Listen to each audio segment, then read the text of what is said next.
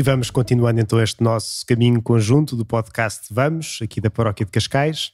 Hoje com um convidado, temos cá presente hoje o Guilherme Geirinhas, que vem então falar um pouco connosco, num registro um bocadinho diferente, que nós normalmente temos assim episódios que falamos de um tema, outros que falamos se calhar do tempo que estamos a viver, seja Páscoa, Natal. Agora temos cá o Guilherme e... Então, Guilherme, como é que estamos hoje? Estamos bem. Antes de mais vou parabenizar este excelente genérico que vocês têm aqui, pá. Isto é mesmo... Isto está feito a sério, pá. Isto é melhor que o genérico da maior parte das rubricas na rádio. Espetacular. Não, quem fez isto é um profissional. Quem é que fez isto? É um produtor musical, é o Pedro Vaz. Pedro Vaz, ok. Pedro Vaz tem umas músicas espetaculares, ele é produtor musical, ajuda, faz gravações com vários grupos, sim. É compositor, e pronto, e fez isto numa tarde, na altura da pandemia. Dê-me o contacto do Pedro Vaz, que eu preciso de um genérico para o meu podcast, e este está mesmo impecável. Boa, espetacular. Então pronto, eu já agora perguntar ao Padre Mende por carga d'água que o Guilherme está aqui hoje. Eu sei que é por ser do Sporting, pelo menos da minha parte é por ser do Sporting. Eu também tenho que perguntar isso, não sei o que é que eu estou cá a fazer. Da minha parte não é de todo por ser do Sporting, porque eu não pertenço a esse clube, como sabem. Não sabes o que penso. Nunca é tarde para a conversão. Tu deves saber isso, não só na religião, como também na parte clubística. Muito obrigado. Sim. Mas a minha conversão clubística também, como sabem, se eu fosse agora revelar os santos desta religião que é o futebol do Benfica, eu também não sabes se calhar nada. ficava-me por 3 ou 4, portanto infelizmente não, não tenho muita aptidão para isso. Então, mas esta história começou para aí o ano passado, quando estávamos fechados ou estávamos com uma destes confinamentos ao domingo à tarde ou algo parecido, em que nesta coisa dos podcasts que temos nos telemóveis, eu vi um episódio do Guilherme que dizia Erasmus. Eu pensei, Erasmus, calma aí que eu conheço esta parte. Sim, aproveitei para dizer mal tipo, provavelmente, não é? No podcast. Eu pensei, isto de certeza que vai lá ter assim uma outra história, que nós fizemos Erasmus em conjunto. Agora não te choques, mas já foi há 10 anos atrás. Foi há 10 anos. Estamos velhos. Vocês faziam Erasmus na escola primária? Não percebo. Exato, sim. Praticamente. Mas foi... Não, fizemos e atenção que isto é a nossa segunda presença, quer dizer, já fizemos várias presenças os dois em estúdio. Nós tínhamos um programa de rádio em Itália, não é? E portanto estamos aqui a voltar. Tu eras muito melhor do que eu. Eu fui chamado para comunicação, eu estou a falar sério, não estou a ser generoso. O Mendo, aquilo também era em inglês e pá, o Mendo tem um inglês muito mais fluente que o meu, até o italiano, e pá, eu sentia-me sempre que estava ali, era o sidekick, no fundo, tu é que conduzias aquilo como deve ser. É como aqui também, é a mesma coisa. É como aqui, não é? Mais ou menos, estamos a exagerar um bocadinho, porque de facto a paixão toda e o gosto musical também. Não, a música era eu. A música, por acaso, não sei como é que está a curadoria musical aqui na igreja, se é o Mendo que tem entendido nisso, mas na altura corria muito mal, pá. Nós tínhamos sempre assim... Como é que aquilo surgiu? Se calhar podemos falar um bocadinho disso. Estávamos numa faculdade que era espetacular, era a Universidade Luís Guido Carli. E aquilo tinha tudo. Tinha... Bom, o que normalmente tem as associações. Sim, tinha muitas infraestruturas assim. Curiosamente, nós tínhamos aulas numa capela. Tínhamos aulas numa igreja. Uma igreja mesmo. Era uma igreja grande até que tinha sido dessacralizada, ou seja, já não estava afeto ao culto quando foi vendido tudo aquilo. E portanto uma das salas de aula, um auditório grande, era a igreja. Mas entre isso tudo tinha também um estúdio onde se gravava, tinha uma rádio Luís no sítio. E não sei como é que começou a história. Com muito menos qualidade do que aqui, atenção. Não, começou, nós estávamos no fundo naquela altura, quando estás em Erasmus, queres fazer coisas, não é? Coisas que se calhar não faria. Exato, aproveitar. E nós, sem experiência alguma a fazer rádio, decidimos, olha, porque não temos aqui um programa? E a verdade é que aquilo até correu bem, tinha bastantes ouvintes, eu acho que a maior parte eram estudantes de Erasmus, não é? Claro, fez. E que não sei se ouviam aquilo ironicamente para gozar connosco ou não, mas o programa era dos mais ouvidos, era o que diziam. Foi o que dizia lá era o Matteo, não é? O Matteo, exatamente, responsável italiano. Na altura, em que depois ele fazia lá assim os géneros, vimos lá na cabinezinha, lá fazia, boa, não sei o que. Pois era. Mas será que isso teve impacto? Olha, por exemplo, será que essa experiência teve impacto não só em tu criares este podcast aqui, em eu seguir a carreira da comunicação? Da comunicação, quer dizer, não é bem. Não, eu sei que teve impacto porque na altura, quando nós estávamos a pensar o que é que podíamos fazer, o que é que devíamos fazer, é assim, eu pelo menos também não. Tu és da comunicação, eu não sou. Não sou nada. Eu nunca na vida pensei, a minha voz ou a minha palavra é mais uma, aqui na paróquiazinha e acabou. E por isso, para que fazer um podcast para ir para o YouTube? Para ir fazer um podcast depois fica lá para não sei quando. Sim. Sempre tive essas reservas de isto não é a nossa praia, não é o nosso papel, há gente muito mais importante, muito mais sabedora, que fala muito melhor do que nós. O que é que vamos fazer? Mas depois, de repente, nós somos padres em Cascais, vamos cuidar das pessoas aqui da paróquia de Cascais, é para eles que é o nosso foco. Mas como é que se faz? E lembro-me uma vez, estávamos os dois lá em casa e ele ligou para ti. Estava em alta voz, eu estava caladinho, sossegadinho, quietinho, mas pronto, não há segredos entre nós. Sim. E era um bocadinho a perguntar-te como é que se faz, o que é o Anchor, o que é o usaram-me como consultoria, foi? Usaram os meus serviços e eu nem sabia. Exatamente. Sem tu estás aqui um bocadinho, por favor, por nos teres ajudado. Não, e também me ajudaram já a minha atenção cá aqui, isto é uma sinergia, porque também já houve aqui generosamente se deram aqui umas filmagens aqui agora não sei o nome da igreja. A igreja de São Sebastião. Sim, uma igreja muito bonita e que foi uma grande ajuda. Portanto, eu por acaso tinha... não sei se é comum isto acontecer ou não, haver essa... a igreja ter essa... Eu sinto sempre que há algum conservadorismo nestas coisas de ajudar quando é coisas... Não é um projeto religioso, não é? Portanto, às vezes pode haver alguma barreira, digo eu. E não sentido da vossa parte. Sim, a igreja não é uma instituição privada, mas também não é uma instituição do Estado. Uhum. É uma instituição pública, aberta. Não é? Por isso tem sempre esse caráter universal ou católico, aberto. Não é do Estado no sentido estrito do termo, não pertence a um país, mas também não é um conjunto privado onde tem um CEO e tem sócios específicos e só esse é que tem benesses. Não, é completamente aberta. Por isso é que, por exemplo, a Universidade Católica faz parte, ou fazia parte lá da mesa do Conselho de Reitores, porque não sendo do Estado, também não é privada. É uma universidade pública, por assim dizer. E a Igreja tem muito esse caráter, por isso, claro que sim, desde que não seja uma afronta expressa, manifesta, em relação à Igreja, com certeza que sim. Agora falando da estrutura da Igreja, tinha tantas perguntas, só que depois sinto-me sempre... Daqui a um bocado já lá vamos. É que está 2-1, vocês são 2, eu sou apenas 1, portanto eu tenho que ter calma com as minhas perguntas. Eu estou cá de propósito, era exatamente para ser isso, para termos 2-1, que é para... sim, para ganharmos, é assim.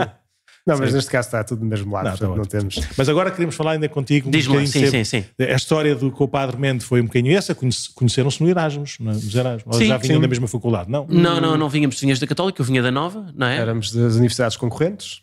Exatamente. A Católica claramente curso, era muito melhor basicamente, ou mais ou menos. Eu estava em Economia, tu estavas em Gestão. Ok. Pronto. É o mesmo curso. É o mesmo curso. É o mesmo curso, exatamente. É só uma tivemos lá um semestre em Roma. Tivemos lá um semestre, sim.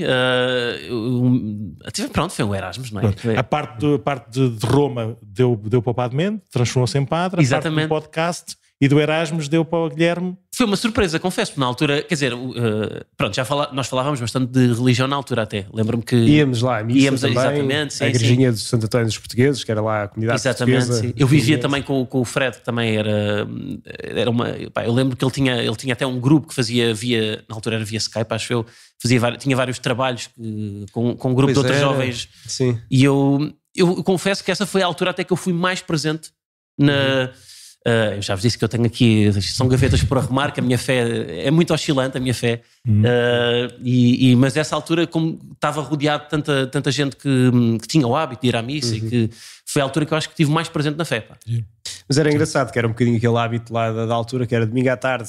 Era sempre missa, depois íamos ali ao Joliti, que era lá exatamente. Essa eu conheço também, essa parte eu íamos conheço. até à Praça de Espanha, era assim a voltinha de domingo à tarde. Exatamente, reparem, as pessoas no Erasmus vão para os copos. Eu, no Erasmus, foi a altura que eu estive mais presente na igreja. Mas olha que eu conheço muita boa gente que aproveitou o Erasmus, como estava sozinho e tinha um ritmo que eram eles que criavam, então institucionalizavam aquela hora da missa. Verdade. Como não tinham outros afazeres, não tinham outras raízes, não tinham outras ligações, outras ocupações, nomeadamente familiares, era exatamente isso. Verdade, aquela missa era uma maneira também da pertença ou da continuidade de pertença à sua... Por acaso eu sinto um bocado isso, eu não sei, eu por acaso às vezes lá em Erasmus pensava um bocado nisso, só para mim, na altura não tinha muita coragem de me abrir com os meus colegas e amigos, que era, eu às vezes sentia que, como eu não tinha a rotina de ir à missa já nessa altura, quando estava em Portugal, sentia-se que era alguma irresponsabilidade, então mas agora tu ir à missa com eles como se eu pertencesse a isto, e eu ia também porque era fixe, estava com os portugueses e eu gostava dessa comunidade, mas sentia às vezes ali alguma culpa de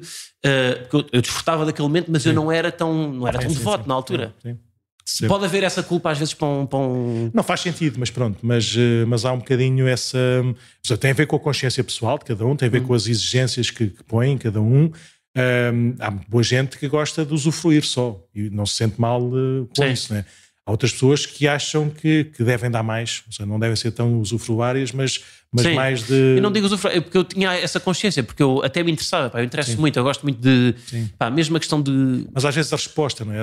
Calma aí, então é mesmo. Não, por exemplo, eu nunca comunguei em Roma. Porque sentia que não... Nunca te confessaste?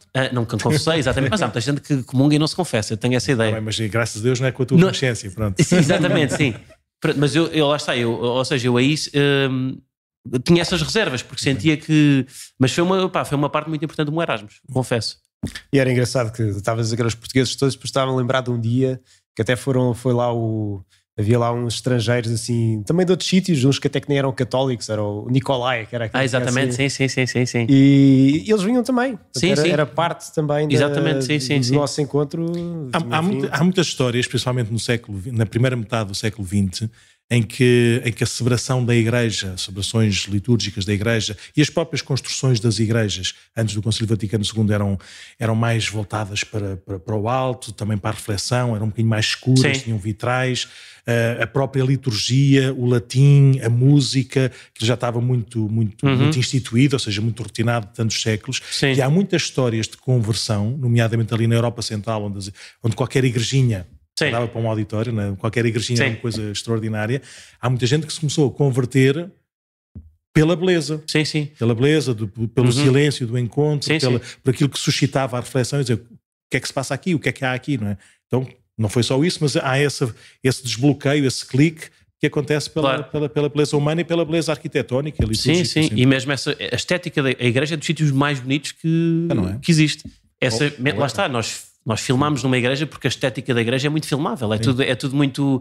E é um lugar, lá está, esse lugar de reflexão é uma coisa que eu às vezes tenho pena de não poder usufruir da igreja sem ser no contexto religioso, porque é mesmo... Eu adorava estudar numa igreja, porque aquilo é perfeito para estudar, aquilo é escuro, eu metia lá uma luzinha, ficava lá 5 horas. Mas sabes que é tipo a prova do algodão, quando eu entro numa igreja qualquer, cá, mesmo nas nossas igrejas aqui da paróquia, ou quando vou visitar um sítio qualquer, a prova do algodão é se eu consigo sentar num sítio e estar... Sim, verdade. Há poucos sítios onde isso acontece. Cá está uma igreja onde me apetece rezar. Mas procuro sempre encontrar assim o meu cantinho, assim, o meu lugar, a luz... o conforto da cadeira, ou do banco, o espaço de recolhimento, e graças a Deus é muito comum entrar em igrejas românicas ou igrejas góticas, mesmo igrejas contemporâneas com uma arquitetura um bocadinho mais desprendida, mais minimalista, e é muito engraçado conseguir descobrir esse conforto. Mas não só para orar, mesmo há poucos sítios onde eu me queira sentar, uma estação de autocarro, eu não quero está um autocarro a passar, está um senhor a comer uma laranja, não me apetece, sei lá, no estádio de futebol, não me apetece estar lá a pensar. A igreja dá-me isso. São poucos os sítios onde é especial estar só contigo, não é? Verdade, e isso eu acho que a igreja tem. Lá está, por isso é que eu digo, porque é que eu não posso, sei lá, ir ver uma série nem uma igreja? Às vezes aprecia-me. Eu sei que isto é uma provocação, mas a beleza do espaço e esse momento de reflexão acho que é uma coisa que cai em poucos sítios. O máximo que nós fazemos é concertos e coisas parecidas, e apresentações, assim, mas mesmo com caráter sagrado, ou seja, quando é uma apresentação pública, a música tem que ser sagrada. Eu já vi, havia um festival que era o Vodafone Mesh Fest, que agora é o Super Bowl em Stock, acho eu. Estou a dizer nomes de marcas aqui, eu sei que isto é uma coisa da igreja, mas... Está descansado. E havia aquilo no fundo é um festival de inverno em vários sítios, no São Jorge, no Tivoli, e um dos espaços era uma igreja, aquela igreja junto ao Coliseu. São José, não é? não, São Domingos, talvez. É grande, mas gigantesca. Não é muito grande, não é muito grande. É uma pequena. Ali deve ser São José da Anunciada. Ou São Luís dos Franceses? Acho que é francesinhos, é isso? Sim, pode ser. São Luís dos Franceses. É isso, exatamente, acho que é isso. Que é uma igreja semi-privada, porque pertence ao Estado francês, por isso podia ter um bocadinho mais de liberdade. Pronto, e eu vi lá vários concertos e aquilo. Um deles até podia se ouvir numa igreja, porque era com uma harpa. Lembro-me disso, portanto, mas a lógica nem sequer é o som só, é mesmo o tom da música, não é? Se tem esse caráter sagrado ou não. Mas lá está, mas eu gostava, por exemplo, de mesmo uma rocalhada, ouvir numa igreja. Porque sabes que há grupos de rock cristãos. A sério? Há bocadinho estávamos ali como é que se chamam? Quero ouvir. Cá em Portugal não é assim tão... Não é tão, mas em Itália existem bastantes, e nos Estados Unidos então... Nos Estados Unidos também é assim um mundo... Eu tenho a ideia que os Capitão Fausto têm todos um background católico. Há vários, sim. E, aliás, não católico, mas cristãos, HMB, eles são são evangélicos puro e duro, até um deles até é pastor, ou um bocado assim parecido, responsável de uma comunidade, e se fores a reparar depois nas letras, tem um caráter cristão bonito, ou seja, é engraçado. Sim. A gente ouve também com muito agrado. Só recuperar uma coisa que estávamos a falar da igreja, da questão de procurar a melhor igreja para mesmo, eu estava a falar do encosto, não sei o quê, e eu às vezes, isto eu a provocar-vos novamente, por exemplo, uma igreja que até tivesse um upgrade na forma como nos bancos. Ainda mais conforto, ou seja, porque é que isso não pode acontecer? Agora que é que Não, depende. A igreja normalmente é construída para a comunidade que existe, não é? Por exemplo, aqui em Cascais, quando eu cheguei cá à paróquia de Cascais, foi há 14 anos para aí, estava em obras a igreja. E dos upgrades das obras, ou downgrades das obras que eu tive a iniciativa de fazer, tinha acabado de chegar, e por isso o processo não foi assim muito simpático, mas foi mudar os bancos. Ok. E mudar os bancos não era porque os bancos eram desconfortáveis, ou porque os bancos eram... Não, é porque não cabia, as pessoas não cabiam na igreja. Logístico, ok. Por isso, a igreja estava sempre cheia, não havia espaço para as pessoas poderem estar também de pé, as pessoas estavam sentadas, parecia em cadeirão, mas eram um terço ou um quarto das pessoas que vinham à missa. Por isso, o objetivo também era pôr mais gente, e quando é pôr mais gente fica sempre mais desconfortável. Claro. E depois nós também queríamos que fosse desconfortável, porque aquilo era missa de hora a hora, por isso queríamos que as pessoas fossem embora. Eu acho que também tem um bocado a ver com isso, apesar de tudo, a igreja tem os seus horários, tem as suas rotinas, não é? Sim, não é para ser uma esplanada para ficar lá assim o resto da tarde todo só para mim, se tivesse umas cadeiras de cinema numa igreja, ficava ótimo, ficava impecável. Mas pode haver, assim, uns coisas, por acaso já não sei se há. Mas na Igreja dos Navegantes, que é uma igreja mais pequenina, que nós temos lá a missa também, em inglês, os bancos são almofadados. Porque existe são almofadados? Nunca vi isso numa igreja. Mesmo, os encostos, o sítio para se joelhar. Mas eu acho graça a essa... Porque não é só na igreja, em tudo. Mesmo no humor, por exemplo, falando aqui do meu caso, o humor às vezes há algum... há pessoas que veem o humor como algo mais puro, por exemplo, num espetáculo não pode ter luzes, tem que ser uma coisa mais um microfone, aquele humorista deadpan que só conta piadas vestido todo preto e que não... Eu acredito que às vezes pode haver uma luz, pode haver uma coisa que pode acrescentar, e eu acho que mesmo, isto tem tudo, na igreja também, porque não uma cadeira que dê outro conforto, porque não, sei lá, as músicas, sei lá, não sei, normalmente é a guitarra que acompanha, porque não a bateria, e se calhar barulha mais, mas ver essa mudança acho que às vezes é bom. Sim. A igreja, e provavelmente deixas tu a falar, mas a igreja é a comunidade que se reúne, ou seja, se tu fosses aqui da paróquia de Cascais e viesses cá à missa, e se tivesses esse carisma, essa marca, e no próprio grupo que reza naquela missa ou naquela igreja, se fosse isso também o seu ADN, com certeza que não seria impedimento. Claro, tem que fazer sentido, não é? Exatamente, tinha que fazer sentido daquela comunidade. Eu conheço a paróquia de Algueirão, os meus irmãos viveu lá, participou lá na paróquia, e a missa das criançadas da catequese tinha bateria. Pronto. Tinha bateria porque era muito para marcar o ritmo quase militar, porque aqueles eram centenas de crianças da catequese, e era um bocadinho também para abafar ali o ruído, porque era o ruído maior, e ao mesmo tempo eles respeitavam muito a bateria. Quando a bateria acabava, eles também se calavam logo a seguir. Eu percebo, lá está, é isto, estas ideias que eu acho que tenho, que se calhar nunca são capazes de ser isso. Depois estamos a ver aqui, exatamente, existem. Sim. Se calhar às vezes até é próprio, o nosso conhecimento é que depois também faz algum preconceito, não é? Sim. Em boa parte, sim. Claro que depois o objetivo é sempre ajudar uma pessoa a ter esse recolhimento e esse encontro com a pessoa de Cristo, não é? Que é sempre assim o centro de que é que a missa é. Mas a festa também pode gerar isso, ou seja, a alegria e estarmos unidos, estarmos contagiados na alegria uns com os outros, pode ajudar depois a esse repouso. Claro, depende sempre um bocadinho do contexto, não é? De onde é que se está, e sei lá, em África é completamente diferente daqui, não é? E as pessoas da África chegam cá e dizem: isto aqui não é como lá, não é? E ficam assim chocadas. E nós dizemos graças a Deus. E nós dizemos graças a Deus. As demoram 3 horas, não obrigado.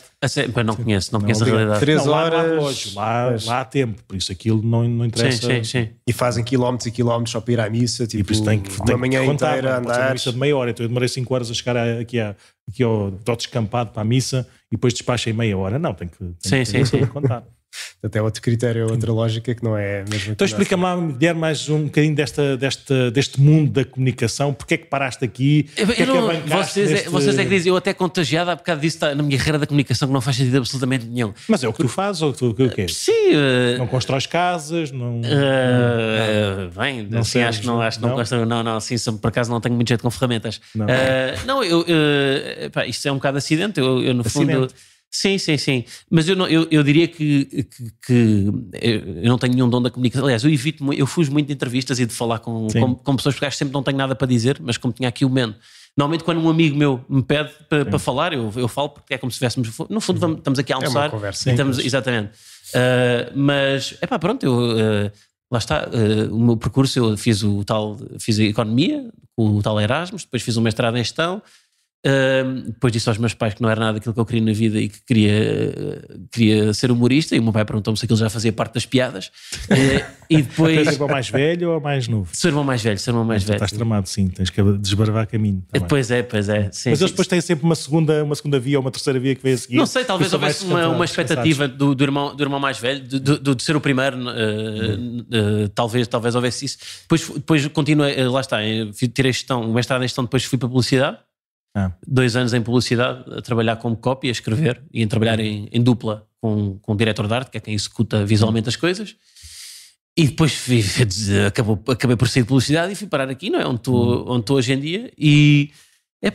Ou seja, então, a tal coisa da comunicação. Isto, no fundo, eu se houvesse público para eu não precisar dizer nada e só aparecer numa sala e contar as minhas piadas e as pessoas pagarem para ver isso, era ótimo. Só que infelizmente não dá, e portanto tenho que fazer coisas para levar as pessoas aos espetáculos. Sim. E portanto, lá está, arranjei. Hoje em dia é muito fácil, pegas no microfone e dizes coisas, é o que eu faço. Tenho um podcast, apresento também o ADN Leão do Sporting, que se o Mendo ouvisse mais já te tinha convertido. Depois tenho uns formatos de vídeo também no YouTube. Neste momento estou também a fazer uma coisa que não digo, não é porque não queres criar expectativas, é só porque gosto de manter as coisas para mim. E é um projeto de agricultura. Exatamente, é o Crédito Agrícola, tu que ouves o meu podcast. É um Crédito Agrícola. E pronto, mas a comunicação, no fundo, eu acho que eu não gosto muito. É o que eu estava a dizer. O meu lugar de conforto não é estar sempre a falar e a dizer. Agora, esta semana instala uma polémica sobre alguma coisa, e eu vou falar sobre o assunto. Eu gosto de pensar um bocado e contrariar-me, e isso existe também a tal reflexão, não é? Mas sabes, já pensaste se isto serve para alguma coisa? O quê? Se isto esse tipo de comunicação, de humor... Sim, acho que não serve para nada. Acho que não serve para nada. Mesmo? Achas mesmo? Porque é que tens tantos ouvintes? Eu acho que a premissa tem que ser essa, porque se eu vou pensar que serve para não é vou mudar alguma coisa... Não é pensar, não é fazeres com esse objetivo, mas é veres isso a acontecer. Mas não é um processo consciente. Se isso acontecer, será uma consequência. Pronto, se mudou a vida de alguém. Mas eu acho que não. Vocês sim, vocês fazem aquilo. Vocês falam para uma comunidade, as pessoas deslocam-se. Repara, por acaso, eu duvido que se eu tivesse um espetáculo semanal ao domingo, de manhã ninguém aparecia, as pessoas não queriam saber de mim. E portanto acho que vocês aqui até têm muito mais isso, essa mobilização. Sei lá, fazer rir já pronto, eu tenho esse objetivo, não é? Fazer rir já não é fácil. É espetacular.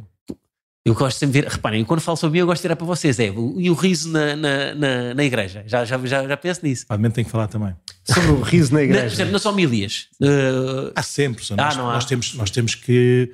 Nós não temos, eu não sei, eu não estudei quase nada de retórica, nem de comunicação. Nem eu. Mas a gente depois vai ganhando prática, vai ganhando, ainda para mais. Nós párocos, nós padres de uma paróquia num sítio, passado 1 mês ou 2, nós já conhecemos as pessoas todas, não pelo nome, mas já nos sentimos em casa, ou seja, as pessoas também já têm confiança em nós, já estão mais à vontade connosco, por isso estamos à vontade às vezes de exagerar um bocadinho num comentário, numa boca, claro. Normalmente ou no princípio ou no fim, só para quebrar o gelo ou para também descontrair um bocadinho, e depois, pronto, a missa é a missa e convém não brincar com ela, não é? Mas mesmo na homilia às vezes pode servir um bocadinho para, são 10 minutos de monólogo, não é? E que não que no fundo é um stand-up. Mas vocês, acho eu, para fazer um stand-up, escrevem quê? Quantas horas? Nós temos muito tentativa e erro durante o processo de construção, porque nós escrevemos, depois temos que ir testar em pequenas salas antes de ir para um espetáculo a sério, a solo, não é? Sim. Portanto, há muito tentativa e erro. Vamos escrevendo, reescrevendo, mandando ao lixo, testando. Também depende muito da entrega. Vocês escrevem sempre um novo todas as semanas, não é? Padre, tu ontem tiveste que falar sobre quantas leituras em quantas ocasiões diferentes? Quantos stand-ups é que tiveste? Por acaso tive um de manhã que foi o surf, mas isso não conta, né? Não, estou a falar da comunicação. Eu ontem, por exemplo, não sei, um dia qualquer especial, ontem tive a missa normal da paróquia, tinha umas leituras para as pessoas que vêm à missa sempre. E depois tive um funeral que tinha outras pessoas, outras leituras. Depois outro funeral, eram outras leituras também e eram outras pessoas, né? Mas se a gente for para um sábado normal, desculpem, interromper. Batismo, casamento, funeral, missa, reuniões, uma formação sobre não sei o quê. Ontem tivemos formação também sobre os batismos, por isso nós não conseguimos ter esse tentativa e erro, escrever e treinar logo cedo, porque é todos os dias, várias vezes ao dia. Claro. Sim, isto no fundo é uma construção para depois fazer um momento final, não é? Lembrei-me de várias coisas enquanto estavam a dizer. A primeira era porque é que não há palmas numa missa, por exemplo? A primeira, aquilo não é um espetáculo, ou seja, nós não estamos lá para sermos agradecidos ou agraciados ou o que quer que seja, não é? Mas não há, vou ser provocador. Mas acontece, por exemplo, a mim o único sítio onde me acontece, onde acontecia isso, por exemplo, era no Telhal, na Casa de Saúde do Telhal, que é uma casa que acompanha pessoas com certas doenças psíquicas ou algumas deficiências assim mais emocionais ou o que seja, por isso, mas há lá uma igreja, porque aquilo é da igreja, dos Irmãos de São João de Deus, e nós no seminário fazíamos lá estágio. Tu também fazias, ainda fizeste? Eu cheguei a ir lá, mas não com o seminário. Nós ficámos lá 15 dias internados todos os anos, que eram os melhores 15 dias do ano, né? E aquilo era engraçado porque nós tínhamos que comunicar a pessoas, a maior parte das pessoas eram doentes lá da instituição. Que tinham, com certeza, tinham um juízo, tinham uma certa percepção da realidade, mas por outro lado também tinham uns limites segundo os nossos critérios humanos. Então era muito engraçado que a gente dizia coisas e eles, por exemplo, não sei o que mais, e nós temos que amar-nos muito uns aos outros. E eles batiam no coração, como quer dizer, amar está no coração. Né? E depois no final, quando falávamos, eles batiam palmas, porque era do género, estamos contigo. Mas eu acho que isso seria natural, por isso é que eu acho que, porque ver alguém a falar mexe connosco também, não é? Eu, por exemplo, eu agora o meu contacto mais com a missa tem sido em casamentos. Estou naquela fase em que está tudo a casar. Sabes que isso não é bem missa, mas pronto, mas continua. Não, mas tem uma homilia, tem a estrutura, tem uma celebração, não é? Pelo menos tem, pronto, não sei qual é que é a nomenclatura correta. É um casamento. Mas tem uma homilia. É verdade. O que eu procuro numa missa é a homilia mesmo. Eu quero ouvir. Protestante. Talvez seja. Eu quero ouvir o padre. Que espetáculo. É verdade, não, mas é a mesma parte. E já agora, qual é que ia gozar? Qual é que é o padre que tu gostas mais de ouvir? Qual é que é o padre que tem mais seguidores? É que isto é tudo contra a natura, ou contra... Mas eu acho que os padres têm também... Eu acho que o altruísmo é sempre uma definição complexa. Eu acho que os padres também têm uma parte pessoal de quererem... E isso não é justo, não é? É para bem dos outros, sim. Mas eu acho que há sempre uma parte também nossa de... Isto também é bom para mim. Ou seja, isso é justo. Eu acho que é perfeitamente justo em qualquer profissão. E apesar de tudo, isto é uma missão. Mas eu vejo que isso... É bom o padre saber que fala bem. Isto mesmo a própria presença na comunidade. Eu acho que não há mal nenhum em assumir essas coisas. Mas lá está, nas homilias, por exemplo, agora um padre que eu ouvi num casamento, eu acho que agora...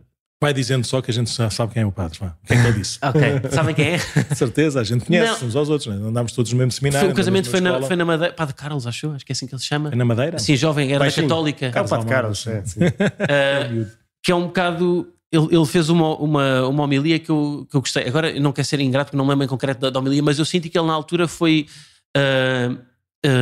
eu gosto quando há uma certa posição de não é um lugar de conforto quando se fala, ou seja, ele estava a falar do casamento e estava a falar do casamento de uma perspectiva muito pragmática de isto, nós queremos sempre mais, não é? Queremos sempre mais, agora é o casamento, a seguir é isto, a seguir é aquilo, e ele estava um bocado até a ser... Como é que eu já não lembro em concreto do que é que ele disse, mas lembro que o posicionamento era mais de isto não vai ser um mar de rosas e um advogado do diabo, uma expressão um bocado contra, o padre tem que ser advogado, não é do diabo, é de Deus, não é? Mas só um parênteses, sabes, essa expressão em si nasceu no seio da igreja. O advogado do diabo? Sim. Porque nos processos para fazer santos, por exemplo, há sempre uma figura, ou havia antigamente, que era aquele que atacava todo o processo a dizer esta pessoa está no céu. Olha, ele não está no céu porque levantava objeções. Mas lá está, eu por exemplo, eu no humor, eu sou autodepreciativo também muitas vezes.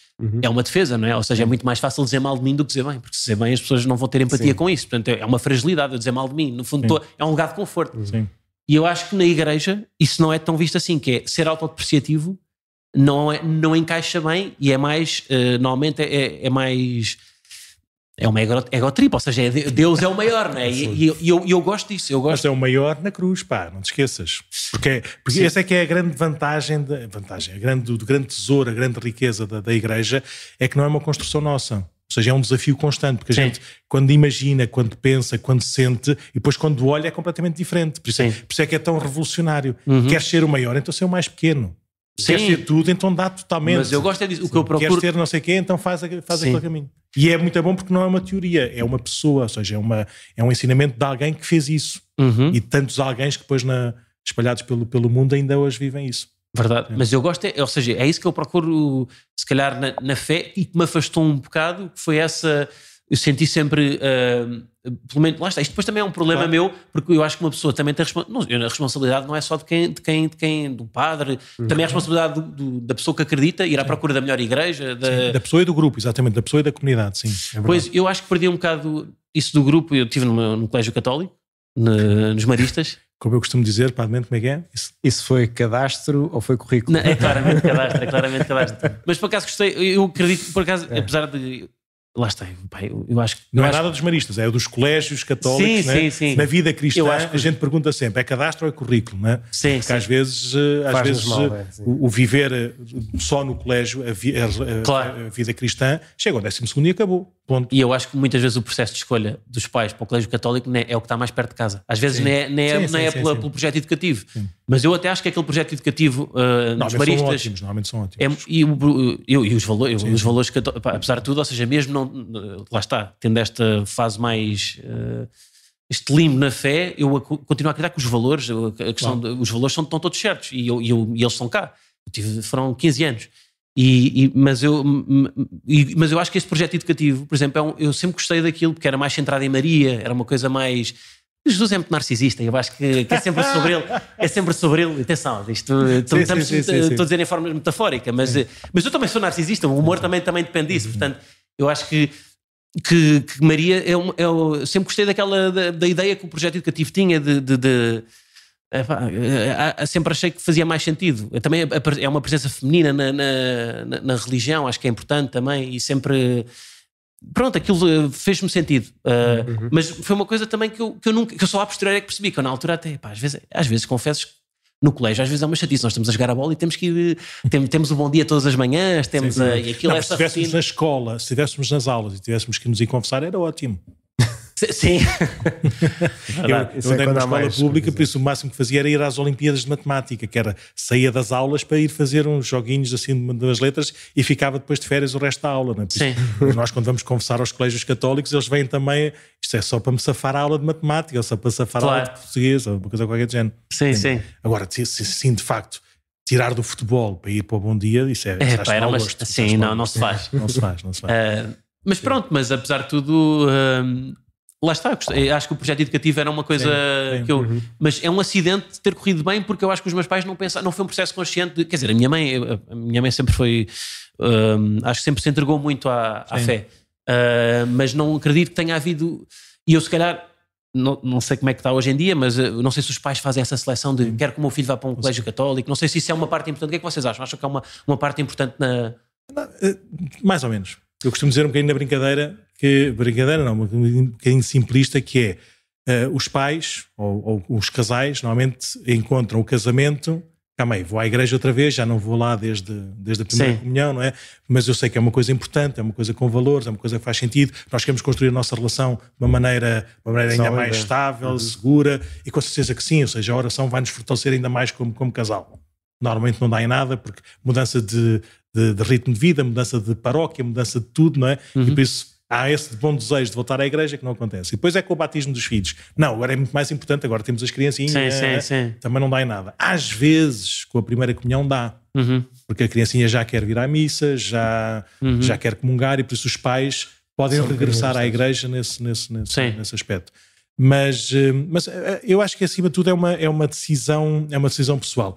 Ou isto serve para uma coisa, ou isto conta, ou isto não conta. Ou seja, o vir à missa ou ser cristão para passar um bom bocado também é verdade.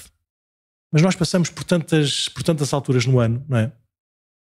Passamos por outros bons bocados, que são as festas disto, as festas daquilo, as festas daquilo outro, não é? Até passamos por maus bocados em que não nos sentimos bem a ir para a missa. Por isso, se enquanto for assim uma coisa muito superficial, muitas vezes indizível, muito pouco racional, é muito frágil. Mas acontece, ou seja, nós temos cristãos de cristãos de sempre, sem. Agora, quando chega ao osso, eu quero lá saber se me custa ou não me custa, quero lá saber se sinto mais ou sinto menos. E eu dou corpo ao manifesto. E numa relação com Deus, temos de ter esse tipo de união como quem temos uma relação com os nossos pais, com os nossos filhos, com o nosso marido ou a nossa mulher, não é? E para chegar aí é preciso saber muita coisa. É preciso conhecer as Escrituras, não é? Conhecer a pessoa de Jesus, a sua mensagem, viver isso, procurar pôr em prática, mas levar a sério no bom sentido. A sério pode ser com humor, não é? Mas coisas sérias com humor, não é? Não sei, coisas chatas com humor. Sim. Mas se for assim, eu acho que é isso que nós precisamos mais. E uma coisa ótima da Igreja é que é de facto universal. Sim. A Igreja não é a paróquia de Cascais, nem o Vaticano, não sei onde. A Igreja é isto tudo, mas também espalhadas por todos os lados. Por isso, dizer que a Igreja foi a primeira rede social antes do Facebook. Sim. Na verdade, não é? Antes do MySpace, antes de... A Igreja é revolucionária em tantos e tantos aspectos, mas porque conserva um tesouro que é vivo, que eu sei que é relacional. Uma vez perguntaram à Madre Teresa de Calcutá, agora se calhar uma historieta que não tem nada a ver, perguntaram à Madre Teresa de Calcutá, a senhora deve gostar muito mesmo dos pobres, muito mesmo dos moribundos. Ou seja, quando eu olho, era um jornalista a falar, quando eu olho para eles, a primeira atitude que eu tenho é de uma certa repugnância, ou seja,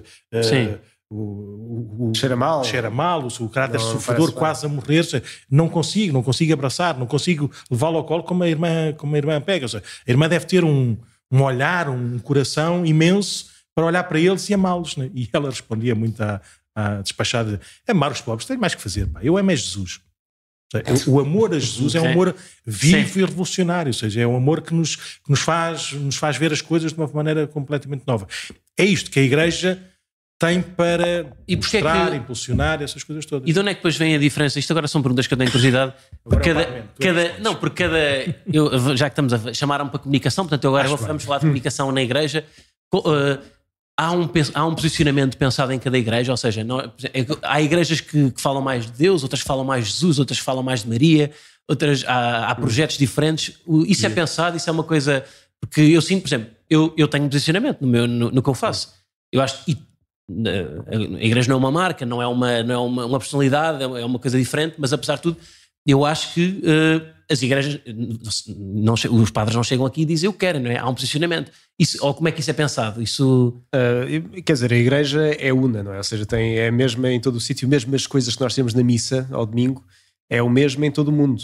Ou seja, as leituras são partilhadas tem um ciclo, não é? Que vai passando, e portanto digamos que o programa é relativamente o mesmo. Temos ali o texto em si, depois temos também um programa, se quisermos, que é o mesmo. Isto é a beleza da igreja, que ao mesmo tempo que é tão diferente em tantos sítios, está unido naquilo que é o essencial. Ou seja, aquilo que se ensina é a mesma coisa. Agora, claro que depois depende um bocadinho da experiência de quem está à frente, da experiência das pessoas, não é? Sei lá, uma pessoa que está, por exemplo, em Itália, onde nós estivemos, se calhar um padre tem de ter atenção a alguns aspectos que cá não faz sentido pensar tanto. Sei lá, pensar em máfias e coisas assim, o que é que há de dizer com base naquelas leituras. O contexto é uma coisa importante para perceber como é que pode dirigir as pessoas mais a encontrar-se com Jesus, não é? Portanto, depende um bocadinho da experiência pessoal, depende das pessoas. Agora, estamos unidos no mesmo. Mas e então porque é que, por exemplo, as leituras, porque é que não há sei lá, todos os anos nas escolas há uma renovação dos manuais escolares, não é? Sim. Porque é que não há novas leituras? Porque é que não há uma interpretação de novos textos? Não há novas leituras, porque as leituras que estão na missa, pelo menos de uma maneira organizada há 3 anos, pelo menos, estão lá todas. A ideia é passarmos pela Bíblia inteira tipo, em 3 anos, ou pelo menos os 6 principais. A única coisa que existe está fechado um bocadinho como rotina, ou seja, nós lemos os livros mais ou menos de uma forma continuada. Por isso é uma chave de leitura, em vez de andarmos a escolher os temas. Por exemplo, as igrejas protestantes, pelo menos algumas que eu conheço, eles escolhem o tema, eles têm uma certa liberdade para escolher, não. Agora, como é que funciona aqui? Como é que funciona? Eu não sei como é que funciona. Nós temos desde os anos 80 para aí, foi a última renovação assim dos livros litúrgicos, temos para cada domingo, não é domingo do dia do ano, mas imagina, nós agora estamos na quinta semana da Páscoa do ano C. Por isso, na quinta semana da Páscoa do ano C, desde 1980 e não sei quantos, que a leitura são sempre estas. E não poderia ajudar, agora advogado do diabo novamente, dos jovens, por exemplo, numa aproximação à igreja, eles agora tipo, todas as semanas sai uma rede social nova, todas as semanas sai um gadget novo, ou seja, estão sempre à procura, os jovens procuram essa mudança, não é? Não seria positivo haver essa mudança, haver uma, não sei, saiu um livro há 2 anos sobre espiritualidade, uma coisa que mesmo às vezes nem que possa haver algum conflito, ou seja, não haver aqui, porque isso depois pode haver uma confusão com uma certa... Eu gostava de ouvir uma coisa, claro que eu não sei as leituras frescas, exatamente. São meios diferentes. O que pode acontecer, e os padres depois podem ter isso, é na reflexão que têm a partir dos textos da Bíblia, que são o alimento principal, ir buscar outras coisas, isso filmes, acontece. séries, livros, outras coisas que tais, que possam inspirar, possam dialogar, possam provocar o texto. Mas uma das coisas que a gente diz, ou pensa, ou vive, é quanto mais próximos, quanto mais fiéis tivermos a Jesus, que do Evangelho é a figura principal, não é?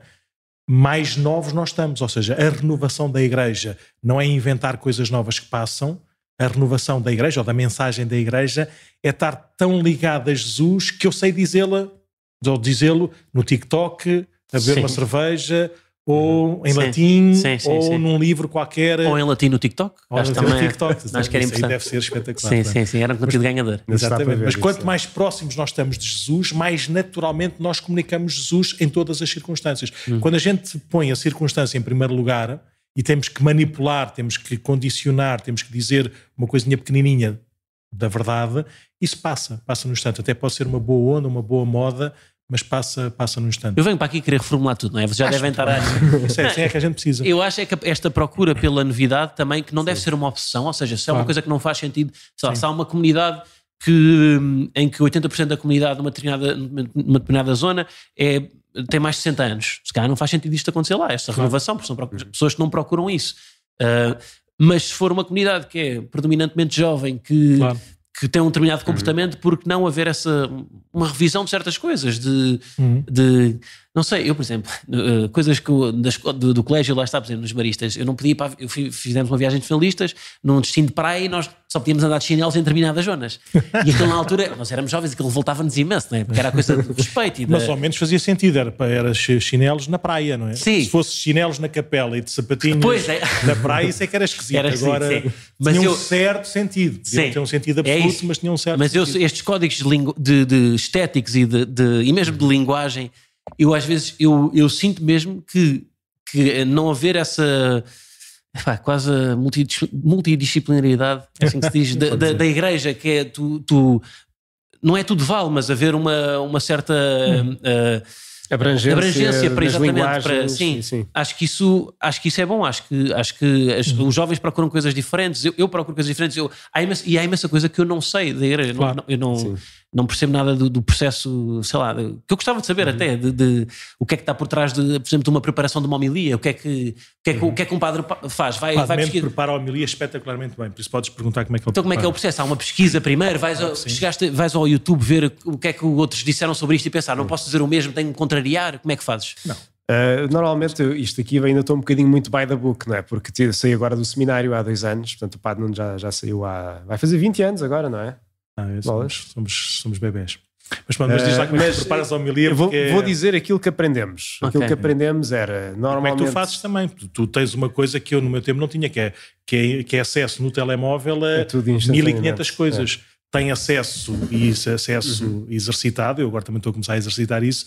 O inglês é uma língua o mais universal possível. No meu tempo, a língua religiosa era o francês, era o italiano, são as línguas latinas aqui da Europa. Hoje não, hoje a maior parte das coisas está toda em inglês, e por isso ele também tem essa vantagem. Mas diz lá o que é que aprendeste lá no seminário. Então começávamos tipo uma semana antes a ler aquilo que são os textos de que vamos falar na missa, não é? E primeiro ler assim de uma forma desinteressada, tipo, olha, como quem lê, olha o que é que me chamou a atenção. Pronto, só assim. Pronto, e depois ter assim, no fundo, se não me engano, eram para aí 3 passos, assim mais 3, em que voltamos a olhar para aquilo com outros olhos, portanto, deixar passar um bocadinho, deixar as coisas marinar, e depois numa vez a seguir, então tirar assim apontamentos de, olha, o que é que pode ser interessante dizer a estas pessoas a quem eu vou falar.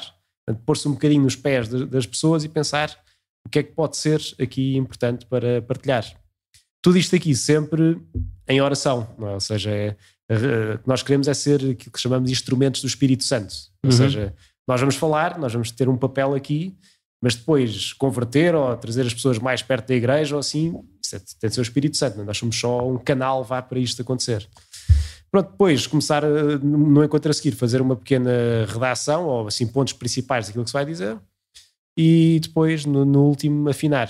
Isto é teoria, não é? Portanto, assim, uma semana antes. Mas eu quero é saber, então, isso é o que aprenderam no seminário também. Eu quero saber exemplos práticos, ou seja, tu hoje tens que falar, tu lês antes, lês o que vais. Pronto, desculpa, esqueci-me de dizer. Depois, neste segundo passo também diziam que era para estudar um bocadinho, tipo, se estudar o que é que está por trás disto, ou o contexto do sítio, e alguns temas que se fala lá, ir ler um bocadinho dos temas, para ter um momento de estudo também. Na prática, não é? O que é que se faz? Eu leio os textos, tipo, mais ou menos, assim, segunda, terça-feira, para o domingo seguinte.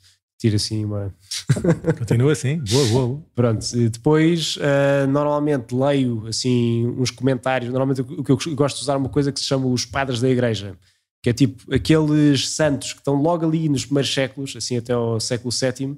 São os mais criativos de todos. Ler são mesmo, é espetacular. Os primeiros 7 séculos, ou 5 séculos pelo menos, é espetacular, porque eles receberam a Bíblia, ponto. Não havia doutrina, não havia ensinamentos, não havia enquadramento, não havia explicação da Bíblia. E são gajos, ia dizer gajos, mas não posso dizer, mas são gajos muito inteligentes que conseguem ponderar ligar imensas coisas, realidades naturais, espirituais. Aquilo é uma coisa, ainda hoje é atualíssimo. Mesmo que esteja, como são muitos e tem a patologia latina. Mas tem a vantagem de ter sido os primeiros, não é? Quando são os primeiros não precisam de se contrariar tanto, porque foram os primeiros a dizer, não é? E é tudo, tu hoje tens de contrariar muito mais porque já foram ditas imensas coisas sobre uma determinada leitura. E portanto está ali em estado bruto, e além disso estão num contexto, muitos deles de perseguição, não é? Portanto que estavam a dizer aquilo sabendo que aquilo que vão dizer podia ser também um motivo de serem presos e tudo mais. Portanto leio isso aí, portanto, e tiro uma outra ideia que acho que pode ser relevante, não é? Depois penso um bocadinho nas pessoas, que é que vou rezando também, sei lá, histórias que aconteceram na semana, qualquer coisa que aconteceu no contexto. Vais buscar a atualidade de vez em quando ou não?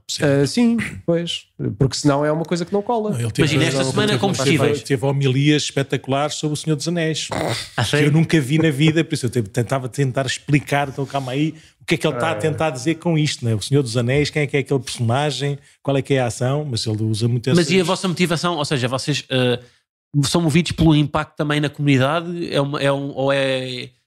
qual é que é a motivação?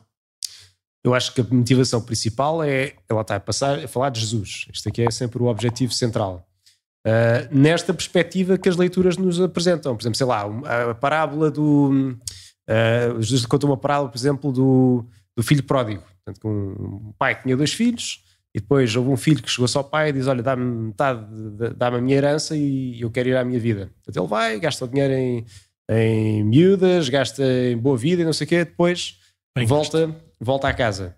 E quando ele volta à casa, o filho mais velho, portanto o outro filho que ele tem, vê-o a chegar e vê o pai a recebê-lo com um abraço, a dizer, olha que bom que estás cá de volta, em vez de simplesmente, pronto, dar-lhe um raspanete ou qualquer coisa parecida. Estou a simplificar muito. Sim.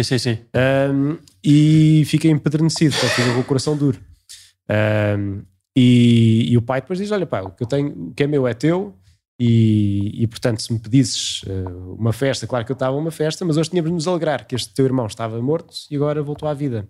Portanto tem uma mensagem por trás, que é o quê? Nós podemos sempre voltar a Deus, não é? Deus é um pai que nos acolhe e que mesmo se andarmos por má vida, não sei o quê, ele está lá de braços abertos. Sim. Portanto, a falar do perdão, este seria um bocadinho o tema que seria de falar e depois pensar um bocadinho que de facto é uma coisa que é muito transversal, fala às pessoas todas, muita gente que se zangou com alguém ou que se zangou com Deus porque aconteceu isto na vida e nunca mais foi capaz de se reconciliar, ou fez um disparate qualquer que parece que a vida estava completamente perdida. Sim. Mas não, está lá Deus Pai, está capaz de... O que eu acho mais interessante nas homilias é porque esta coisa muito unipessoal de Jesus é uma coisa que que me afasta um bocado, porque o que eu gosto mais é de ver exemplos práticos, não só das leituras, como falar de perdão, mas através de uma experiência pessoal, até pode ser do próprio padre. Porque essas histórias, isto lá está, isto nas leituras já aconteceu a Jesus, mas acontece a toda a gente, não é? Toda a gente já teve que lidar com situações de perdão, de dois filhos que têm, que o pai tem empatias diferentes para com cada um deles. Isso é uma coisa que acontece em todos os momentos, não é? E por isso é que eu estava a dizer que às vezes as leituras podem circunscrever demasiado àquela história e não a outras. Claro, e lá está, estou obcecado novamente com a mudança, mas... Mas isso é uma coisa que sempre fazem, não é? Porque tu vais a ler, por exemplo, estes padres da igreja e tu vês também com exemplos muito atuais, não é? Que ao mesmo tempo são universais, que aquilo que aconteceu não é muito diferente, porque é a natureza humana, não é? Nós temos uma natureza própria. Sim. E normalmente atualiza-se sempre com uma história qualquer que ajuda a concretizar então nos dias de hoje ou para a nossa vida o que é que nós tiramos daqui, qual é que é o sumo, qual é que é, digamos assim, o ensinamento, qual é que é a verdade que está por aqui de trás que se aplicarmos faz diferença, não é? Que não... e cada vez mais ao ler a Bíblia, ao ler a Sagrada Escritura, tu há bocadinho estavas a dizer que nós somos naturalmente um país católico com valores, com tradições e com não sei o quê, mas cada vez mais ao ler as histórias de Jesus, de facto aquilo é revolucionário, é completamente diferente, completamente novo. O tom que nós ouvimos, ou seja, o modelo de vida que nós vamos adotando, aquilo que nós temos para nós como melhor, como mais justo, como um caminho mais possível de vivermos bem aqui na Terra, fazermos as nossas coisas o melhor possível, não é? Até mesmo no respeito que temos uns com os outros. Cada vez mais esse nosso esquema de vida é diferente ou está baseado em fundamentos diferentes daquilo que Jesus mostra. Por isso, cada vez mais ler o Evangelho é revolucionário, é de mudança, porque vai um bocadinho mais longe. Esta coisa aqui do perdão e da reconciliação, está bem, se for assim, assado e não sei o quê, não sei o que mais, se estiver para aí virado, se pagar, não é uma injustiça, não pode ser, nós não podemos criar o nosso mundo assim. E por isso, o falar um bocadinho sobre essa novidade do Evangelho é muito desafiante, é muito engraçado. E é de facto uma coisa que às vezes, pelo menos a mim, me choca, não é? Porque eu andei mais ou menos nestes meios, não é? Claro, até aos 18 anos mais ou menos, mas depois assim um pouco mais. Mas esta realidade do perdão, por exemplo, que parece uma coisa tão óbvia porque bebemos isto aqui desde pequeninos, mas eu lembro de ter uma conversa agora na Páscoa em que tipo, perdoar um assassino, quer dizer, é de facto revolucionário, não é? Uma pessoa dar um perdão a alguém que matou outra pessoa, hoje em dia já não é assim tão fácil de se aceitar esta ideia. Ainda agora, com o assunto do João Rendeiro agora, a maior parte dos comentários era bem feito, que ele morreu não sei o quê. Portanto, isso, a maior parte das pessoas, esse perdão, quando há uma situação que nos... que choca com a nossa realidade, não é muito fácil. Não é muito fácil. E não quer dizer que nada daquilo seja certo. É isso, exatamente. Apesar disso... Mas é a diferença. Não é? Nós, como mensagem da Igreja, nós temos... Há uma diferença claríssima na ação e no tom e na palavra, pelo menos de quem procura viver assim. Se calhar na comunicação não parece isso. A comunicação da Igreja é muito clara no sentido dos princípios, muito direta, muito reta, muito, se quisermos, fundamentalista no sentido que é imutável nesse quadro de valores, e é de um coração enorme naquilo que é o cuidado e o acolhimento das pessoas. Por isso é que nós, como é óbvio, defendemos a não morte de quem quer que seja, não é? Mas vamos visitar os assassinos à prisão, tranquilamente. Mas e às vezes na confissão vocês não ficam, fizeste isso, pá. Não. Nós não podemos falar de nada, mas na confissão, a nossa lógica da confissão é sermos este Pai misericordioso, que o que olha não é para a falta, o que olha é para o desejo de regresso. E por isso é uma festa. A confissão é uma alegria enorme ver alguém que se procura reconciliar, procura viver em paz, apesar ou superando aquilo que foi um erro maior, menor, o que seja. Por isso, o foco do padre não é o ser o irmão mais velho, que julga, que deita abaixo, até porque ele próprio também é irmão mais novo que se afasta e que peca. Por isso, a partilha, a alegria que também ele próprio experimenta de um pai que abraça o filho finalmente e se reconcilia. Mas eu não conseguia. Eu, se fosse para a confissão, ia julgar toda a gente. Não, olha que não. Sabes que existe uma coisa chamada graça sacramental. A graça sacramental é quando nós celebramos um sacramento. Porque é que é importante nós, católicos, casarmos irmos ao casamento, se casarmos sacramentalmente. Porque nós acreditamos que recebemos uma graça de Deus para viver esse nosso estado de vida. Não fazemos só, e só com todas as aspas, não é? Até porque o casamento é uma realidade natural, não fazemos só as coisas fundadas em nós, nas nossas capacidades, na nossa vontade, mas respeitando tudo isso, mas sabendo que Deus nos dá a graça própria para vivermos esse estado. Nós, padres, quando somos ordenados padres, recebemos uma graça sacramental. A nossa vida muda um bocadinho. Sim. Eu costumo dizer, por exemplo, que comigo foi o ficar distraído e esquecido. Que é para nunca na vida pensar nos pecados das pessoas. As pessoas dizem uma coisa e eu esqueço-me passar 2 segundos. Mas eu acho que é legítimo. Eu se calhar tenho uma visão muito profissional de tudo e acredito quase no padre enquanto uma profissão mesmo. Eu sei que é uma vocação, uma missão, mas eu acredito mesmo, e até acho que devia ser uma estrutura muito mais... não sei como é que é progressões de carreira e tudo isso, mas acho que devia haver, porque acho que não há, não é? Mas porque há uma relação sempre muito... Tem aqui uma parte também que não é tangível, não é? Mas eu acho que isto devia ser... Isto se calhar é uma modernice, mas haver uma estrutura em que um padre sabe exatamente, olha, o meu percurso de carreira é este aqui, por que não? Por que não? Não funciona nada assim. Eu sei que não funciona, é uma estrutura mais horizontal, não é? Mas por que não? Nós padres estamos totalmente ao dispor, disponíveis para o serviço da igreja. Há um padre que mas isso não gera também um conflito interior às vezes? É que às vezes... Talvez, mas quem obedece nunca se engana. É logo assim uma das coisas boas. Eu não acredito nisso. Eu conheço um padre que já morreu, por isso podemos contar a história um bocadinho dele, não é? E nem sequer eu o conheci, porque ele morreu já velhinho, eu só o conheci já velhíssimo, que era o padre Luís Archer, um padre jesuíta, o pai da bioética, mesmo cá em Portugal, é um padre espetacular, que é ordenado padre e lá o provincial dele diz, olha, está a começar a haver estas questões aqui da vida e não vida, da ética da vida, e disse, nós precisamos de alguém, tinhas boas notas a biologia no liceu, estou a brincar, tinhas assim uma coisa, por isso vais estudar, e ele disse, olha, se é para ser à séria. Então, desde os 30 anos, basicamente, foi ordenado padre até vai aos 80, quando se reformou totalmente destas ciências da vida, era padre, à séria, mas completamente empenhado nestas questões da bioética. De repente ele é nosso formador do seminário e apresenta-se ele, que era uma figura, nós líamos os textos dele, nós aprendíamos com ele, né? Apresenta-se aos 80 anos a dizer, finalmente vou fazer aquilo que sempre sonhei fazer quando decidi ser ordenado padre, que era ajudar a formar a juventude. Aos 80 anos, mas ele... completamente humilde, não é? Diante de nós que éramos uns madameques de 20 e tal anos, não é? A dizer, finalmente o meu sonho está-se a concretizar, não é? Viveu a sua vida toda espetacularmente bem, da obediência à vontade dos seus superiores, num serviço de bem para todos. Nós temos um bocadinho esta característica. É claro que o bispo conhece-nos.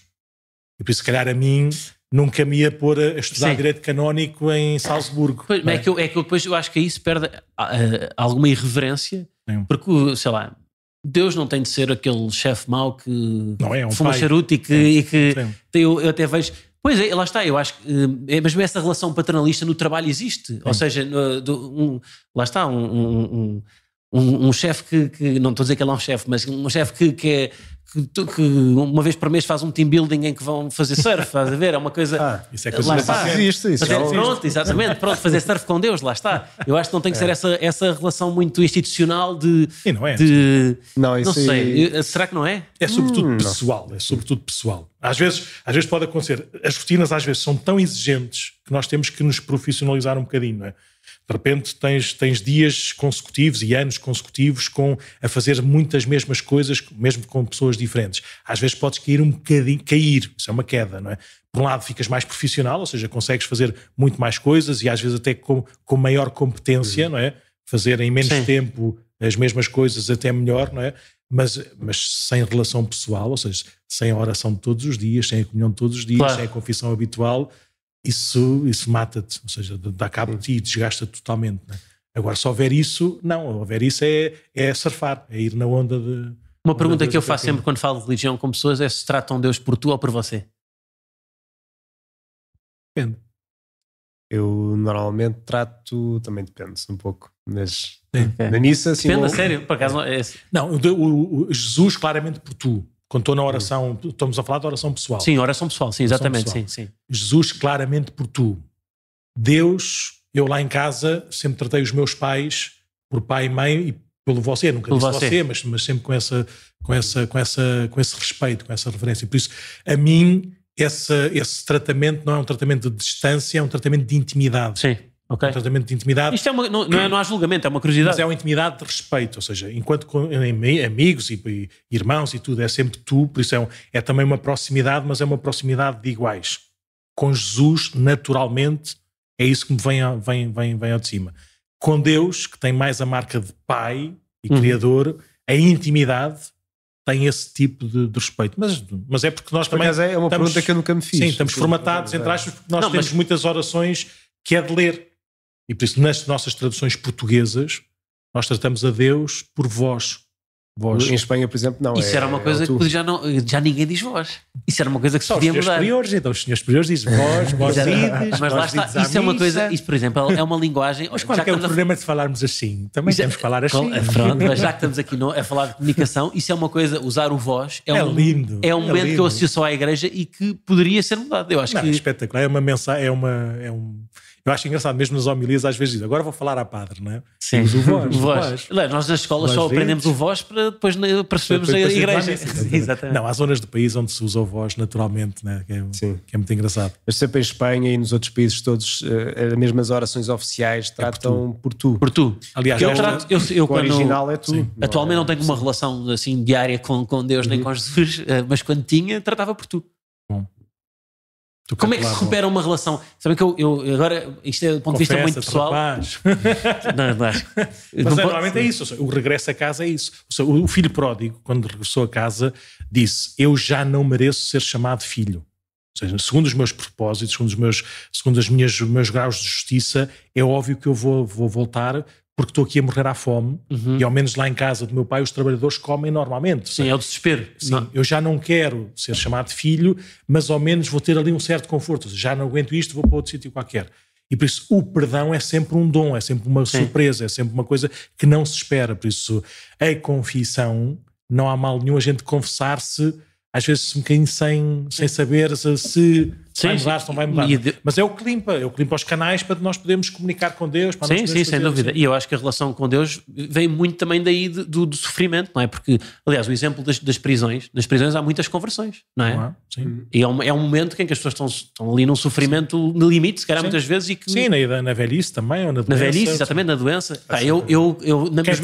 Quem está de fora acha que é quase como que uma resposta, não sei, de medo ou de uma certa esperança, que já não há nada a fazer. Exatamente. Ao menos vou para este cavalo. Eu acho que é o contrário. Eu acho que é, finalmente, a pessoa não tem fantasias, não tem ilusões, não tem caminhos que houve uma altura muito egoísta que o meu momento de relação com Deus era em momentos difíceis, de ou um teste, ou apanhar um voo de EasyJet, ou uma coisa em que e isso vem também, lá está, às vezes, mesmo no encontro com a fé, se calhar há um certo egoísmo da pessoa também, de procurar, olha, é isto é a única forma disto correr bem. Às vezes começa por aí. Sim. Não é? Deus quer o nosso bem, nós também queremos o nosso bem, estamos alinhados. É sempre uma relação que tem estas portas de entrada, às vezes é isso, às vezes é uma doença que vem, às vezes é, sei lá, um choque qualquer que vem à vida e que depois começam as coisas por aí. A maior parte das vezes é com amigos que vão à missa. Pois é, nós vamos lá está, também essa tal amizade. Sim. É conhecer. Sim.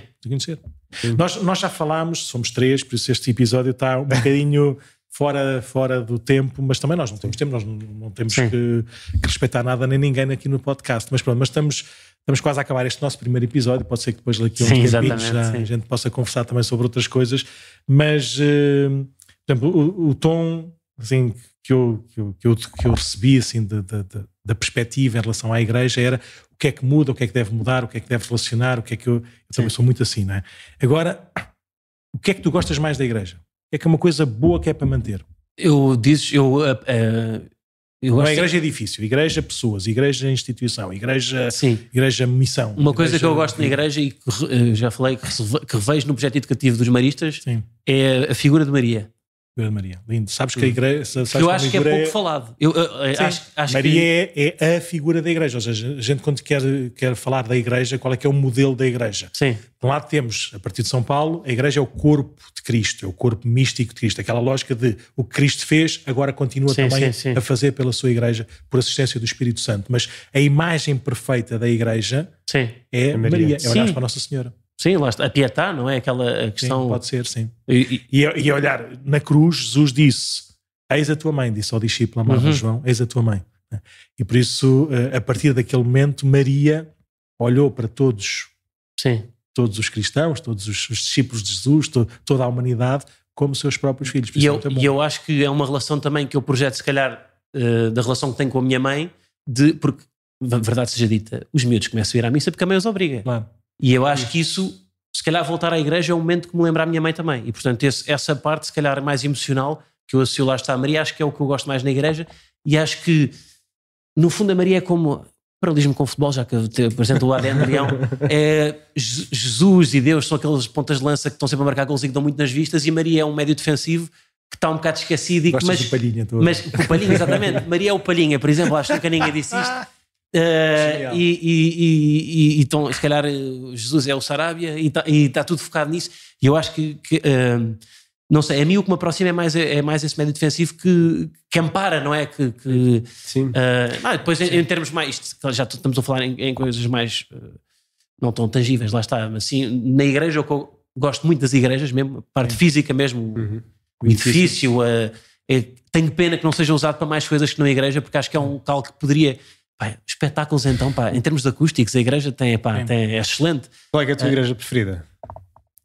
Agora, a primeira que te lembres, não pode ser a melhor de todas, mas uma que te lembres agora.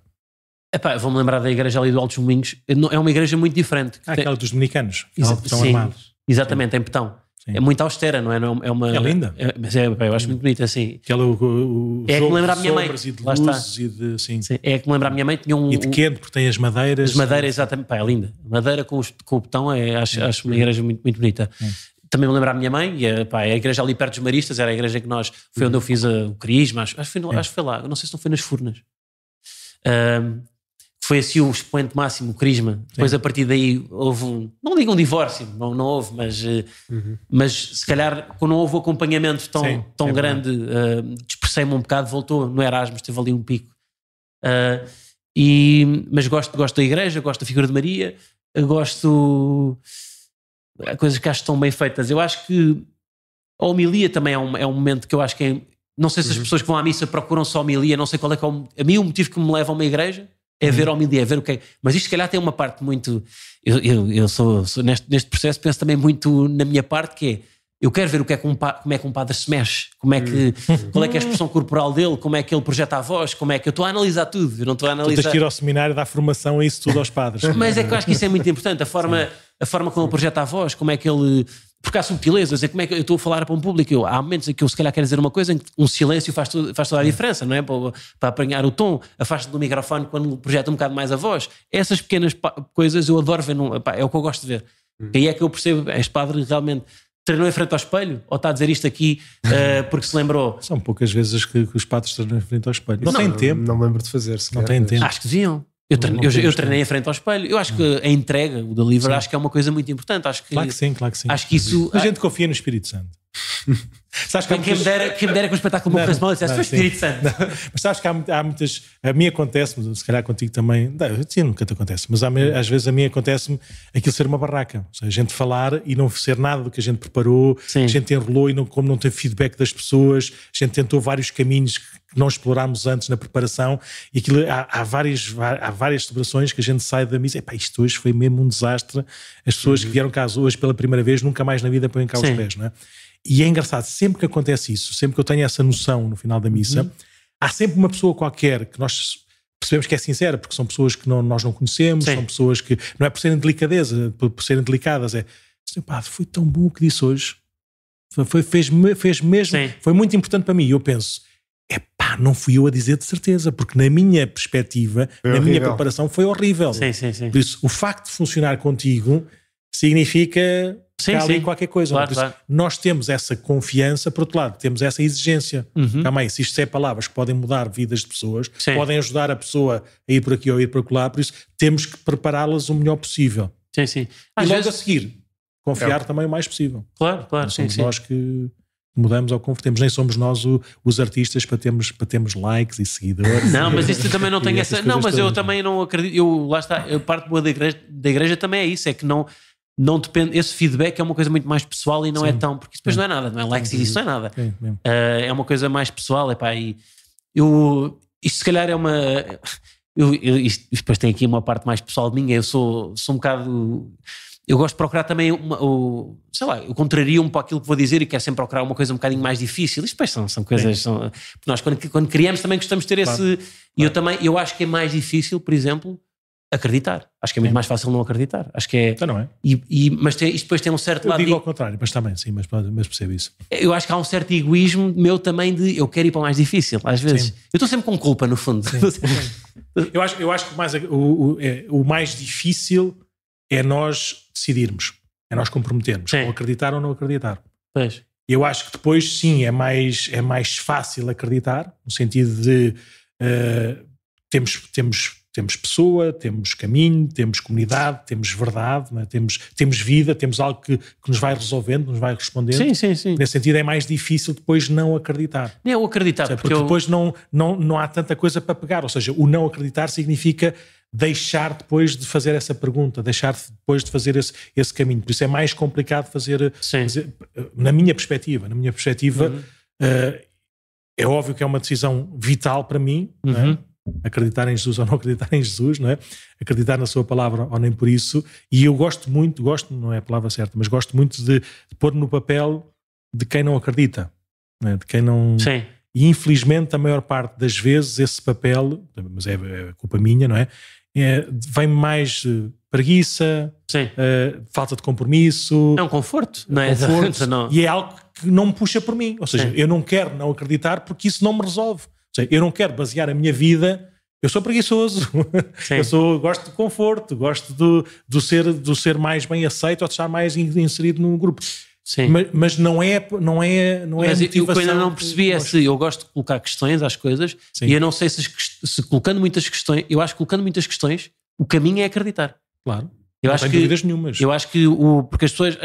Mas existe sempre um ato de fé depois, ou antes, não é? Sim. Mas as perguntas... Mas normalmente o que está associado é as perguntas levam a não acreditar. Eu acho que é o contrário. As perguntas levam a acreditar. Claro. O que normalmente pode levar é se ficamos muito pela rama, só assim pela resposta mais fácil, a mais imediata. Se as perguntas é só eu pode levar criar aqui uma barreirazinha, né, de cana de bambu, não é? Se as perguntas forem isso, não servem para nada. Agora, se as perguntas forem de facto uma coisa, calma aí que eu... No outro dia estava a ouvir um podcast à conta do Padre Mende. O ADN Leão, não é? Então, depois do ADN Leão, ainda tive tempo para ouvir outro. Então era uma conversa de um padre ou de um bispo com um ateu, e o ateu estava a estudar teologia. E o padre meteu-se com ele a dizer: mas porquê é que estás a estudar teologia? E a dizer: porque eu quero ter mesmo a certeza que não existe, porque se existir, isto é demasiadamente importante, e por isso a minha vida tem que mudar. Era o próprio ateu. Ateus desses eu gosto de conversar, ateus desses eu acho estimulante, não é? Eu quero saber, porque se de facto for verdade, a minha vida vai mudar. Mas eu às vezes até me sinto algo irresponsável de não terá sido demasiado cedo eu ter feito uma primeira comunhão, porque era o programa que estava feito assim, quando eu ainda não era, eu não sabia nada, não é? Claro. E eu neste momento, por exemplo, a minha decisão mais consciente teria sido não ter feito. Como é óbvio, a primeira comunhão nunca foi uma coisa má. O mal foi nós depois não fazemos o nosso passo, o nosso caminho, não é? Então, o que está mal não é eu ter feito mas as coisas boas. Mas eu até fiz o crisma e também não é mal fazer o crisma. Não tinha a maturidade para fazer. Mas isso não foi mal fazer o crisma. O mal foi o que veio a seguir. Mas, esse é que é o mal. Mas a preparação não será demasiado cedo? Talvez. Para fazer aquilo com 15 anos, o crisma, confirmar uma coisa que os padrinhos disseram e eu não me julguei o suficiente, eu não me perguntei o suficiente. Mas a lógica é termos a graça sacramental, ou seja, o crisma nessa idade pode nos ajudar a sermos mais fortes ou não, a fazermos as perguntas, a fazermos essa transição, essa mudança, essa crise natural, não é? Da adolescência, da juventude para a idade adulta. Por isso, a graça sacramental também nos ajuda a fazer esse caminho. Nós não fazemos esse caminho sozinho. Por isso, olha, é o que é. Mas cada um faz o seu caminho, o seu percurso. Eu acredito que o nosso caminho é o melhor de todos, porque é o único que a gente está a fazer. Claro, sim. Não há mais. A gente encontra-se por aí. É isso. Padre Mende, tens que acabar com isto. Eu estou aflito de ir à casa de banho. Vamos acabar. Então se calhar tínhamos acabado com uma sugestão qualquer, mas ainda estávamos assim a marinar o que é que poderia ser uma sugestão assim de final de episódio. Não sei, pá, não pensou em alguma coisa? Não. Imagina, qual é que é diz-me aí um podcast que te interesse, tirando o ADN do Leão e essas coisas todas. Eu ouço 45 graus. O que é o 45 graus? É um podcast sobre tudo, basicamente. É conduzido pelo José Maria Pimentel, que é um um gajo que se interessa por tudo e estuda muito todos os assuntos, e aquilo fala desde, sei lá, desde política, a religião, já teve um episódio sobre religião, o humor, e ele... eu acho que é talvez o entrevistador, a seguir a vocês, obviamente, mais bem preparado que eu conheço, porque estuda mesmo as coisas a fundo. E é semanal? Sim, ele agora lançou um livro e tudo, acho bem. Parece agora manager dele a divulgar coisas dele. Eu não conheço pessoalmente sequer. Por assim, Graus é... Já ouviste algum podcast religioso, sem ser este Vamos? Já ouvi. Um podcast sobre religião. Religioso, acho que... Que é diferente, não é? Uma coisa é sobre religião, é sempre uma perspectiva exterior conduzido mesmo por... Sim, outra coisa é um podcast, ou seja, nós queremos transmitir uma... Não é uma mensagem, mas queremos... Agora não consigo dizer o nome, mas quando eu a certa altura tive para fazer uma coisa chata sobre religião, aquele meu conteúdo de humor, lá está, literacia em humor, e eu faço sempre uma pesquisa e ouço sempre muitos podcasts sobre o tema. Depois não cheguei a concretizar, mas cheguei a ouvir um ou dois episódios sobre a religião. Agora não lembro qual é que era o podcast. Também. Mas sim, 45 graus é a minha recomendação. Tem alguma recomendação de um podcast além deste para mim? Tenho. Aquele que mudou a minha atenção em relação aos podcasts foi o Word on Fire. Que é hoje é bispo, é um bispo auxiliar de Los Angeles, que é o Bishop Barron, como é assim. Tem muitas coisas, e mesmo a plataforma, ou seja, o site Word on Fire tem imensas coisas para aprendermos, com vídeos, queres ver coisas com qualidade, vai lá. E depois tem um podcast semanal que tem o tom que nós chamamos o tom apologético, que é no sentido de vamos defender, não no sentido defensivo, mas vamos apresentar com clareza, dialogando com ateus, com os jovens, com as crianças, com as outras religiões, com a ciência, com a comunicação, com a arte, com a cultura.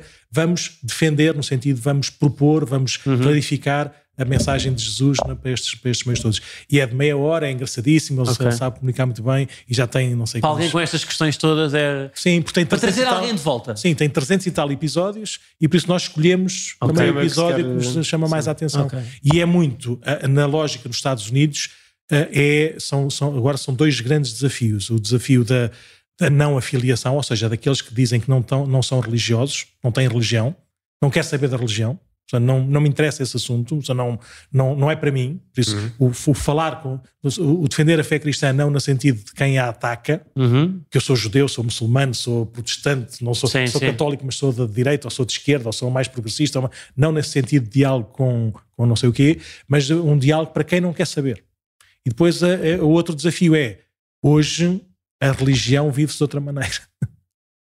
Com os ambientalismos, por exemplo, com a defesa exacerbada de direitos disto ou daquilo ou daquilo outro. Por isso, hoje a religião tem uma marca que é pouco religiosa, que é uma parte assim mais não sei, mais espiritual, mais as pessoas vão encontrando nesses movimentos um bocadinho este sinal religioso. Por isso é também esse diálogo com esse tipo de cultura. Vou ouvir.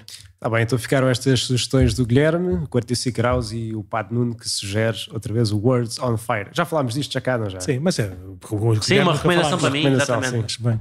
Então, olha, muito obrigado, Guilherme. Vamos obrigado pelo convite. É isso, sim. Próxima vez com o Sporting campeão, pode ser. Sim, agradeço. Sim. Fica prometido. Um regresso então quando o Sporting for campeão. E de resto, quando vier o Sporting campeão outra vez ou não, podem enviar também as vossas sugestões para podcast@paroquiadecascais.org. O feedback que quiserem e vamos a isto. Vamos continuar neste caminho. Obrigado, Guilherme. Obrigado. E até uma próxima, se Deus quiseres.